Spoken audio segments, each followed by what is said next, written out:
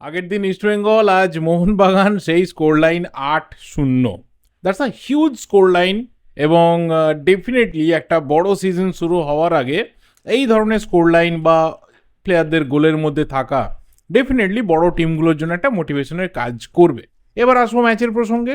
8-0 গোলের একটা ম্যাচ, মনভীর সিংয়ের একটা হ্যাট্রিক এবং সুহেল আহমেদ ভাটের একটা ব্রেস, অর্থাৎ জোড়া গোল একদম ম্যাচের শেষ মুহূর্তে। মানে যখন মনে হচ্ছিল যে সুহেল কিছুটা ফ্রাস্ট্রেটেড হয়ে গেছে। লাস্ট কয়েকটা ম্যাচে সুহেলকে আমরা সুহেলের মতো ছন্দে দেখিনি, সেই নিয়ে বহু দেখলাম সোশ্যাল মিডিয়াতে কথাবার্তা হচ্ছে। দেখো, যাই হয়ে যাক না কেন, যেরকমই বিতর্ক হয়ে যাক না কেন, এটা বোধহয় অনেকে যারা ট্রোলও করে তারাও মেনে নেয় যে সুহেল আপাতত ইন্ডিয়ান ফুটবলের রাইজিং সুপারস্টার, যদি এই জায়গাটাও ধরে রাখতে পারে। এবং অবশ্যই প্যানাজিওটিস ডিম্পেরিস তিনি কীভাবে সুহেলকে নার্চার করবেন, যেহেতু তিনি পাঞ্জাবে প্রচুর ইয়াং প্লেয়ারকে গত 2 বছরে বড় করেছেন, তিনি কিভাবে সুহেলের মতো ট্যালেন্টকে হ্যান্ডেল করবেন এবং আরও বেটার গেম টাইম আমরা তার দেখব। এবং অবশ্যই মোহনবাগানের হয়ে তার যে কন্ট্রিবিউশন, সেটাও আমরা হাই লেভেলে দেখব, তার অপেক্ষাতে কিন্তু আমি পার্সোনালি রয়েছি।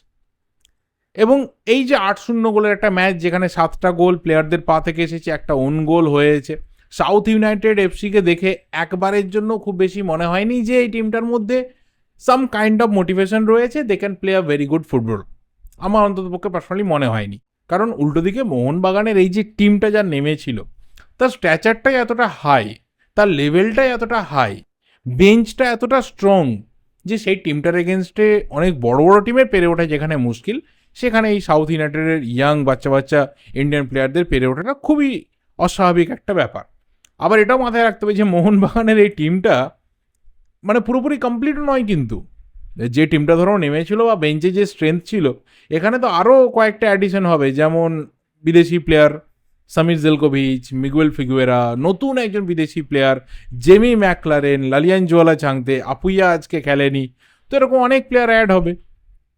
এবং তার বাইরে অবশ্যই মাথায় রাখা দরকার যে একদম সিজনের এটা কিন্তু সবেমাত্র সেকেন্ড ম্যাচ, এবং সেকেন্ড ম্যাচে অন্তত পানোসের যে স্ট্র্যাটেজি লক্ষ্য করা গেল এই ম্যাচের মধ্যে, সেটাকে যদি ব্রেকডাউন করি, তাহলে প্রথম যে জিনিসটা আমার পার্সোনালি মনে হয় যে প্যানোস খুব ওয়েল ওয়েতে টিমটার মধ্যে ইনক্লুড করতে পেরেছেন, সেটা হচ্ছে আন্ডারস্ট্যান্ডিং। ফার্স্ট হাফে কোথাও টিমটার যে মেন্টালিটি ছিল যে kill the game, kill the pressure at all, যে সেকেন্ড হাফে প্রেসারটা নেওয়া যাবে না, ফার্স্ট হাফে এমন একটা স্কোর লাইন রাখো যে সেকেন্ড হাফটা মনে হবে যে উল্টো দিকের টিম তারা অলরেডি হ্যান্ডস ডাউন করে দিয়েছে, তাদের আর কিছু করার নেই।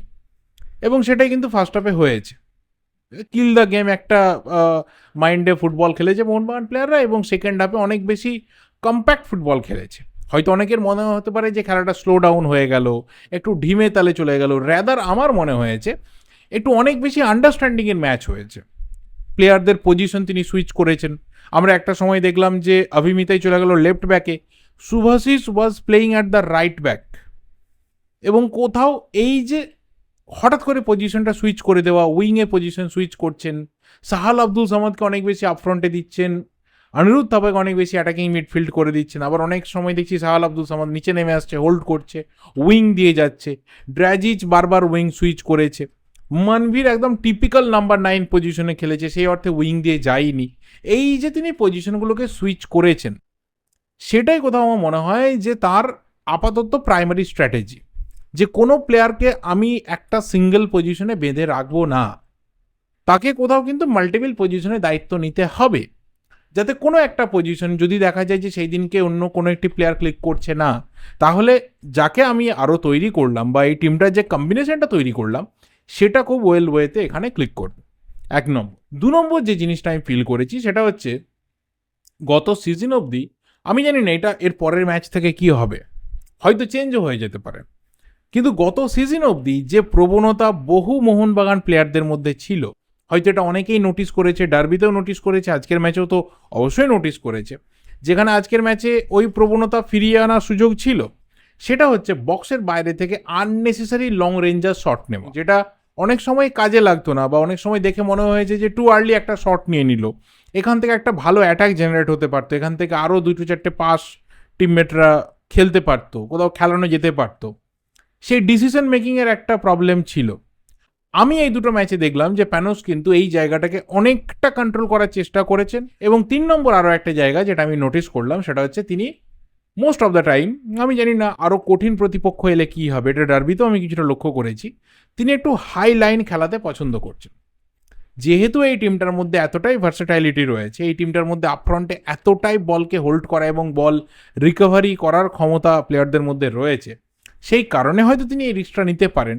তিনি অনেকটা হাই লাইন খেলাচ্ছেন এবং সেটা কোথাও আপাতত দুটো ম্যাচে ক্লিক করলো, ডার্বিতে তো ক্লিক করেইছে। এবং অবশ্যই সাউথ ইউনাইটেড এফসি, যাদের সেই অর্থে দেওয়ার মতো কিছু ছিল না এই ম্যাচে, তাদের এগেনস্টে তো 100% এরা ক্লিক করেছে। এই ম্যাচটা সই একই ইস্টবেঙ্গল ম্যাচের মতোই বলবো, যে ইস্টবেঙ্গল সিএসএফ ম্যাচে যাওয়া হয়েছিল 8-0 না, মানে 10-11-12 এরকম স্কোর লাইন হলেও অবাক হওয়ার কিছু থাকতো না। তবে মোহনবাগান টিমটাকে দেখে মনে হয়েছে, যেটা আগেই বললাম, প্যানোসকে দেখে মনে হয়েছে যে সেকেন্ড হাফে তিনি অতটা ব্রুটাল স্টাইলে যাননি। গেলে হয়তো এটা 10 আপ হতেই পারতো, অতটা ব্রুটাল ওয়েতে তিনি যাননি। পুরোটাই কিন্তু বিল্ড আপের ওপর, পুরোটাই নিজেদের কন্ট্রোলের ওপর টিমটা জোর দিয়েছিল এবং সেই কারণে ওই ব্রুটালিটিটা দেখতে পাওয়া যায়নি যে একদম অপোনেন্টকে দাঁড়াতে দেবো না, শেষ করে দেবো, একটা লজ্জাজনক স্কোর লাইন দিয়ে বাড়ি পাঠাবো, এটা কিন্তু সেকেন্ড হাফে টেন্ডেন্সিটা দেখতে পাওয়া যায়নি। এবং মানবীর আরও গোল করতে পারতো, জাহাল আব্দুল সামাদ গোল পেতে পারতো, পোস্টে বারবার লেগে বল ফিরে এসেছে, লিস্টন গোল পেতে পারতো। ড্রাজিজকে দেখে মনে হলো যে আরও হয়তো কিছু সময় লাগবে এই টিমটার সাথে মানিয়ে নিতে এবং অবশ্যই প্যানোসের যে স্টাইল অফ ফুটবল রয়েছে তার সাথে মানিয়ে নিতে। কেন? তার কারণটা হচ্ছে যে আজ কিন্তু ড্রাজিজ স্টার্ট করেছিল রাইট উইংয়ে। এবার ন্যাচারালি আমরা ড্রাজিজকে এর আগে মানোলো মার্কোসের কোচিংয়ে এফসি গোয়াতে কিন্তু অ্যাজ এ রাইট উইঙ্গার সেইভাবে খেলতে দেখিনি। মোস্ট অফ দ্য টাইম ও সেন্টার ফরওয়ার্ডে থাকতো, লেফট উইংয়ে থাকতো বা অ্যাটাকিং মিডফিল্ডে নেমে আসতো। তো এইটা ছিল ওর জোন, মানে মেনলি একটু বাঁদিক চত্বরটা ও হোল্ড করতো। সেখানে ওকে যখন আজকে ডান দিক থেকে স্টার্ট করানো হচ্ছে, দেখে ভালো লাগছিল। ফিটনেস নিয়ে প্রবলেম নেই, বল ভালো হোল্ড করছিল, লিঙ্ক আপ ভালো করছিল। কিন্তু যেটা আমরা ড্রাজিচের থেকে দেখি যে খুব অল্প জায়গার মধ্যে ভালো টার্ন করতে পারে, একটা ভালো শট নিতে পারে, হাফ চান্সকে ফুল চান্সে কনভার্ট করতে পারে, সেই জায়গাতে মনে হলো যে ড্রাজিচ সামহাও একটু স্ট্রাগল করছে। এটা আমার মনে হয় যে আরও হয়তো 2-3টে ম্যাচ হয়ে গেলে এই জায়গাটা ড্রাজিচ কিন্তু খুব ভালোভাবে ফিট করে যাবে এবং Drazic, McLaren and Miguel Figueira, এই কম্বিনেশন কিন্তু জমতে চলেছে মোহনবাগানে। পানোস যে প্রসেসটা নিয়ে এসেছেন, তিনি যে সিস্টেমটাকে ডেভেলপ করতে চাইছেন মোহনবাগানে, সেটা আপাতত খুব ভালোভাবে ক্লিক করেছে এবং এইভাবে এগিয়ে যেতে থাকলে আমার মনে হয় যে ডুরান্ডের অন্যতম ফেভারিট হিসাবে মোহনবাগান তো নেমেইছে, বাকিরা অবশ্যই ইস্টবেঙ্গল এবং নর্থ ইস্ট ইউনাইটেড এফসি। তো মজার হবে যে এরপর সেমিফাইনালে কারা প্রতিপক্ষ হবে মোহনবাগানের, বা ফাইনালি আমরা ডার্বি দেখবো না নর্থ ইস্ট বা অন্য কেউ কে আসবে, দেখা যাবে, সেটা পরের ব্যাপার। So overall the team is looking very good. বাকিরা অ্যাড হয়ে গেলে এই টিমটা জাস্ট আনবিটেবল সিচুয়েশনে যাবে এবং যে কোনো কোচের রাতের ঘুম উড়ে যাওয়ার মতো একটা সিচুয়েশন তৈরি হবে যদি এই ফর্মটা এবং অন্ততপক্ষে কোচের যে ভিশন রয়েছে, স্ট্র্যাটেজি রয়েছে, সেই ওয়াইজ টিমটা একদম টু দ্য পয়েন্টে খেলতে পারে। বাকি তোমরা কিভাবে এই ম্যাচটাকে এনজয় করলে এবং অবশ্যই মোহনবাগানের এই সিজন নিয়ে তোমরা কি ভাবছো দুটো ম্যাচ দেখার পর, অবশ্যই কিন্তু কমেন্ট করে যেও। আমার ভিডিওটা এই অবধি ভালো লাগলে লাইক করো, শেয়ার করো, দেখা হবে পরের ভিডিওতে। টিল দেন, চ্যানেলে নতুন হলে অবশ্যই চ্যানেলটা সাবস্ক্রাইব করে বেল নোটিফিকেশন আইকনটা ক্লিক করে যেও। Thank you, goodbye and good night.